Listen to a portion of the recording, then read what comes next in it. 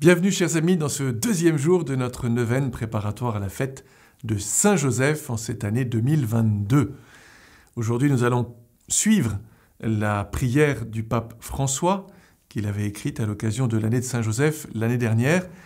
Après gardien du Rédempteur, il appelle Saint-Joseph l'époux de la Vierge Marie. Et c'est vrai que après le premier songe de Joseph, n'aie pas peur, ne crains pas Joseph de prendre Marie chez toi, ton épouse, époux de la Vierge Marie. Je voudrais dissiper une sorte de malentendu qui s'est installé dans la dévotion chrétienne à Saint Joseph et aussi à la Sainte Famille. Il est assez commun aujourd'hui de dire et de rappeler que la Sainte Famille n'est pas un modèle pour toutes les familles. Je m'explique, n'ayez crainte. C'est vrai que c'est une famille un peu atypique. La mère est vierge, le mari n'a pas été prévenu de cette naissance, l'enfant est le fils de Dieu, c'est tout de même une famille un peu atypique. Évidemment qu'elle n'est pas imitable en tant que telle. Tu ne seras jamais Saint Joseph, Dieu ne te confiera pas l'Église, ni la Vierge Marie en tant que telle. Tu ne seras jamais la Vierge Marie. Et tu ne seras jamais l'enfant Jésus. Donc, en tant que tel, une famille n'a pas comme idéal de reproduire à l'identique la vie de la Sainte Famille comme elle pouvait se dérouler à Nazareth.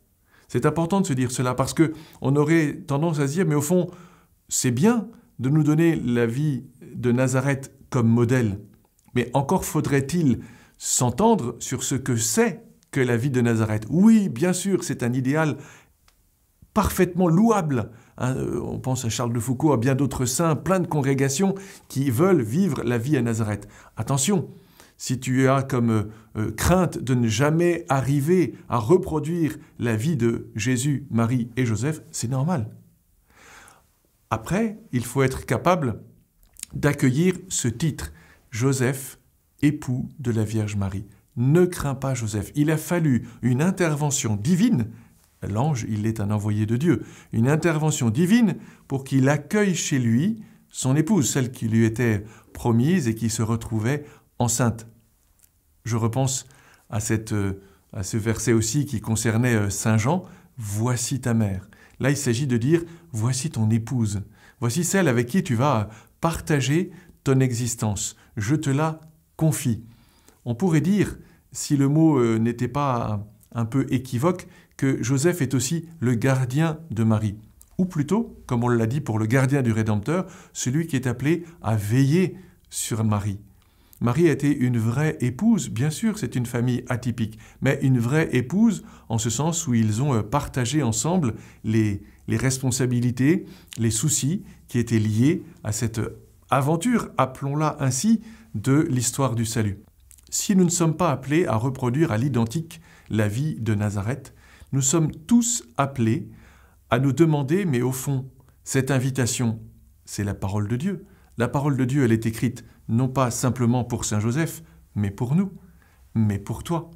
Et du coup, ne crains pas de prendre Marie chez toi, ton épouse, résonne aussi comme non seulement comme une recommandation, mais comme un commandement. Épouser la Vierge Marie au sens où on peut dire qu'on est appelé à se confier, à se consacrer, à se dédier, à se vouer, utilisez le mot que vous voulez, à la Vierge Marie. Et en ce sens, Saint Joseph a eu une vraie confiance, une vraie dévotion, on pourrait dire, qui est celle d'un époux pour son épouse, mais qui est aussi un modèle pour tous ceux qui veulent vivre avec Marie. Alors, vous voyez, en ayant bien distingué les niveaux, eh bien, je pense qu'on peut véritablement faire de cette expression notre miel, époux de Marie. Joseph, apprends-nous à regarder Marie avec ton regard chaste, pur, clair, lumineux, émerveillé, j'imagine. Imaginez-vous Saint Joseph, il l'exprime d'ailleurs, il se sent dépassé par le mystère qu'il y a en Marie.